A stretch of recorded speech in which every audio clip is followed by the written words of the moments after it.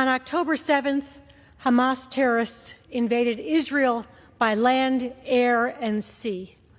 They slaughtered over 1,200 innocent civilians, brutalized and raped women and girls, and took more than 240 hostages, infants, children, elderly, even Holocaust survivors.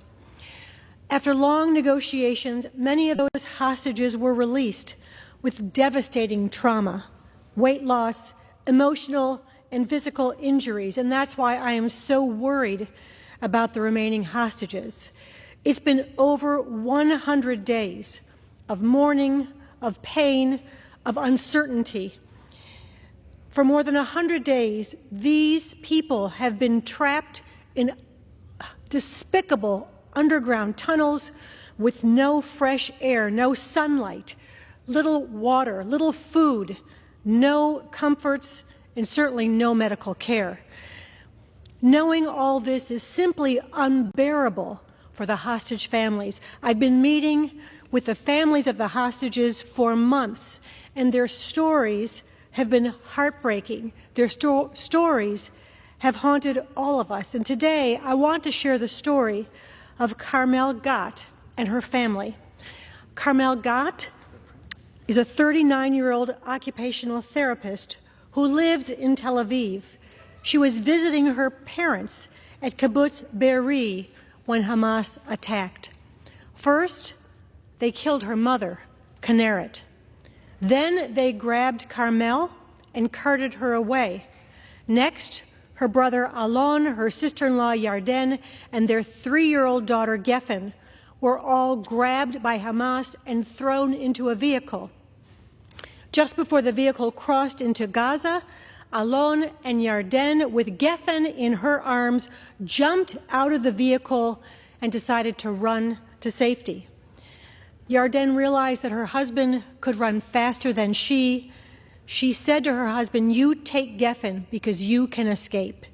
She sacrificed herself, and Yarden was taken hostage.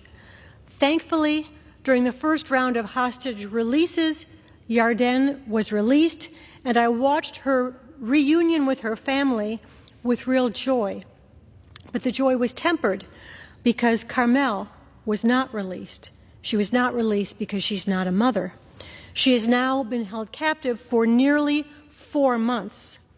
Before her capture, Carmel was planning on starting her master's degree studies in October.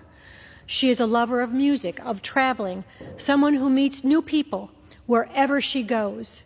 Carmel is a daughter, a sister, an aunt, a friend to so many. My heart breaks for her family, her loved ones, who do not know where she is, whether she's safe, whether she's been beaten or violated.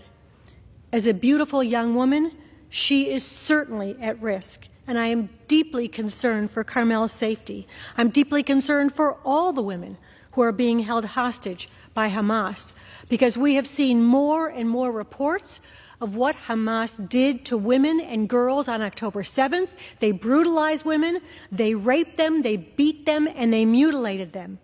And we have heard from those who were released that we need to get those women released as soon as possible, because Hamas uses sexual violence as a weapon of war. We must bring Carmel and every hostage home.